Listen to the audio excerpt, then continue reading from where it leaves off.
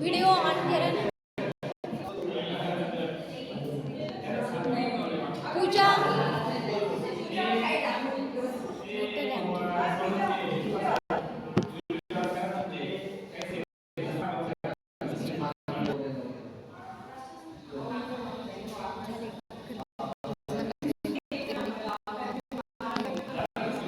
हो सॉरी हो काढलाय सर.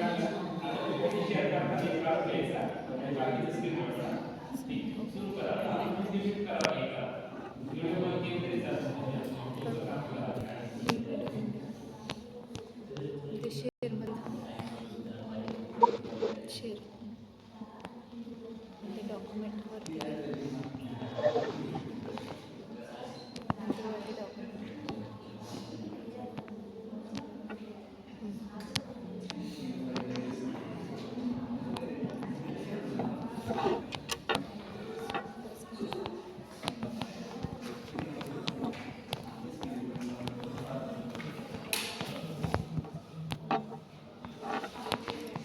तर आज आपण नैसर्गिक प्रदेश याचा अर्थ बघूया.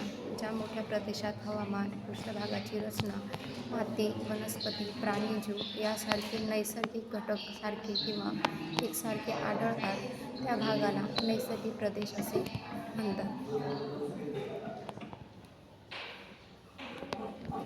नैसर्गिक प्रदेशाची वैशिष्ट्ये. हवामानातील साम्य. तापमान, पर्जन्यमान, वाऱ्याची दिशा इत्यादी हवामान घटक सारखे त्याला हवामानातील साम्य असे म्हणतात. पुढे पृष्ठभागाची समरचना. पर्वत, पठार, मैदान, वाळवंट अशा भौगोलिक रचनांमध्ये एकसारखे दिसतो त्याला भूपृष्ठाची समान रचना असे म्हणतात. तर मातीचा प्रकार. त्या प्रदेशात एक विशिष्ट प्रकारची माती प्रमुख असते, जसे की माती, वाळू, लाल माती इत्यादी.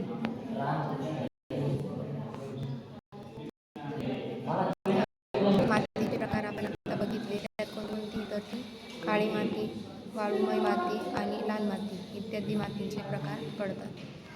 पुढचा वनस्पती समान प्रकार. वनस्पतींचे प्रकार हवामान व मातीवर अवलंबून ठरतात, त्यामुळे त्या प्रदेशात एकसारख्या वनस्पती आढळतात. उदाहरणार्थ पर्जन्यवन गवताळ प्रदेश, टुंड्रा वनस्पती इत्यादी.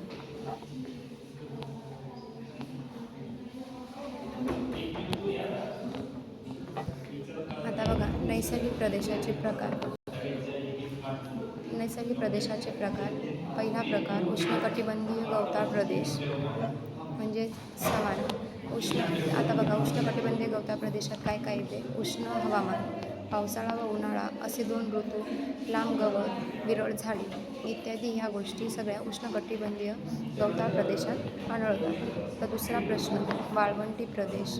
अतिशय गरम व कोरडे हवामान, पाण्याचा अभाव, वाळूकायम जमीन, काटेरी झाडे इत्यादी हे घटक सगळे वाळवंटी प्रदेशात आढळून येतात. तिसरा प्रकार समशीतोष्ण गवताळ प्रदेश. गव्हाचे मोठे माळ, समशीतोष्ण हवामान, पाऊस मध्यम प्रमाणात पडत असतो. हा झाला तिसरा प्रकार. चौथा प्रकार टुंड्रा प्रदेश. आता बघा टुंड्रा प्रदेशमध्ये खूप थंड बर्फाच्छादित प्रदेश, अत्यल्प वनस्पती, रेनडियर आणि हिमाळू प्राणी. टुंड्रा प्रदेशामध्ये खूप थंड बर्फाच्छादित प्रदेश, अत्यल्प वनस्पती, रेनडियर, हिमाळू प्राणी इत्यादी गोष्टी आपल्याला आढळून येत असतात. आता बघा नैसर्गिक प्रदेशाचे आपण किती प्रकार पाहिले तर 4. पहिला उष्णकटिबंधीय गवताळ प्रदेश, दुसरा वाळवंटी प्रदेश, तिसरा समशीतोष्ण गवताळ प्रदेश आणि चौथा टुंड्रा प्रदेश. इथेपर्यंत सगळ्यांना समजलेलं आहे. तर आपण पुढे जाऊ. आता आपण जो काही भाग अभ्यासलेला आहे त्याच्यावर मी तुम्हाला काही प्रश्न विचारणार आहे.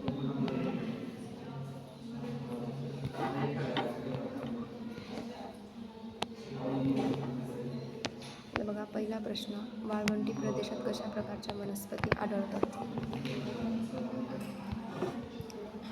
त्यानंतर दुसरा, वाळवंटी प्रदेशातील लोकांचे व्यवसाय कोणकोणते.